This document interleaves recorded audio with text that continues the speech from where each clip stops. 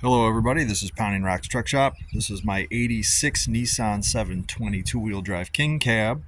And while I'm waiting for the rear brake hose to finally arrive from Rock Auto, I figured I'd spend a little time doing some interior stuff.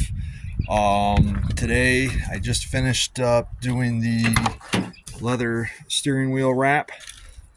This is a base model steering wheel. I replaced that really wore out deluxe steering wheel with this, but I didn't like it with just the black or the tan plastic and everything. I didn't like that at all. So while this is not perfect, this truck is not perfect, I decided to do black with red stitches. I should have done the baseball stitches, but I did not. So they live and learn. It still turned out pretty good. For this is my second attempt on one of these, and my first attempt was awful. This is my second attempt, and I think it actually turned out pretty good. And I also have the 720 era dash cover on it, so it's actually happening pretty cool in here now.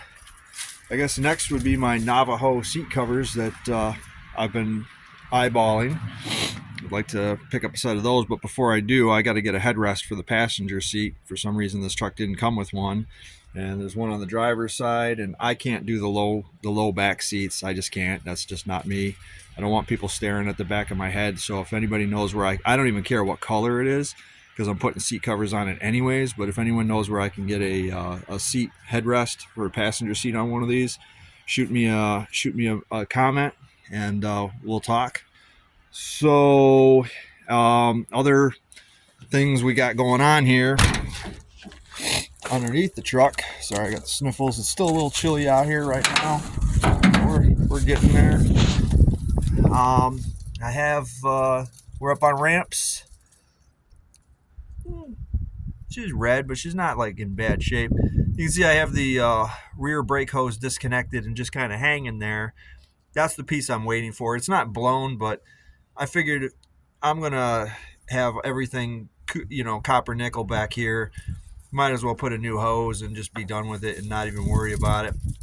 I do have to check the diff fluid level. The diff is dripping out of the pinion seal, and I'm kind of stuck in a crossroads here. If I decide to do a pinion seal on this thing, I have to pull the drive shaft, obviously, and if I pull the drive shaft, I'm just going to send it out and have new U-joints and a new carrier bearing put in it. And then at that time I can do a rear tranny seal as well. It does need those things, but it's also drivable. I could just top it off and just keep driving it, so it's not leaking so bad. I mean, you can see there is a drip on the ground, so I will definitely be filling that up. But I figured today what I'm going to do is get under here with the wire brush, knock off a lot of this scale, and I have a can of surface shield, so I'll just coat it with that to keep it in decent shape. And then I think I'll call it a day for working on this thing right now, because I'm in a holding pattern for parts. So we'll get back on it real soon here. Oh, I'm so very sorry about the sniffles. And I also gotta move the 521 a little bit here. I want to get the other wheels off the back of it so I can get these off and get the other set of these white wagon wheels on the truck. So it's got a pair of these on it. So the 521 is sitting on jack stands in the front right now. I just finished up getting some of the steering done, and there's the other pair of wheels. I want to jack the rear up and take these tires off and put them on the back of the 720, but there's it's like playing Tetris. There's a lot of things that have to come into play first. So before I can do that, I got to actually tighten all the steering linkage down, because there's no point in not tighten it down just to have to lift it back up and put it on jack stands again. So, but we'll see how I feel here in a little bit.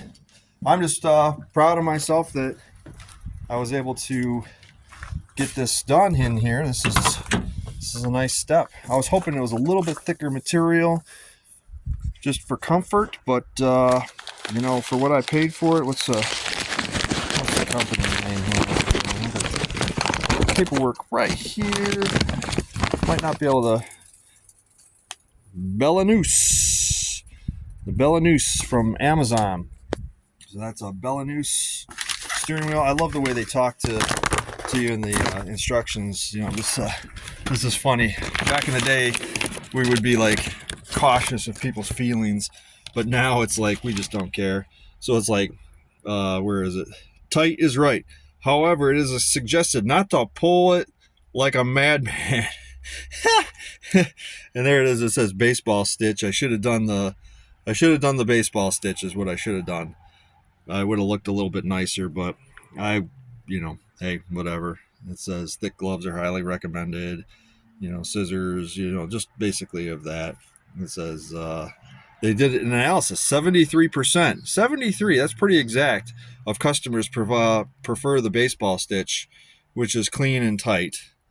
But hey, and I ended up going with just the regular wraparound one. So it actually turned out pretty good. I was worried about this section where the spoke hub joins the actual ring, but that actually didn't turn out too bad. I mean, it's good enough for a $600 truck with 213,000 miles on it. So with the dash cover on it, all I need to do is refresh my Vanilla Aroma air freshener, and I'm cruising back in 1996 again. So anyways, like, share, and subscribe. Let me know what you think in the comments down below. As I said, if you know where to find a passenger seat headrest, please leave a comment down below, and I'll see you in another video. Later.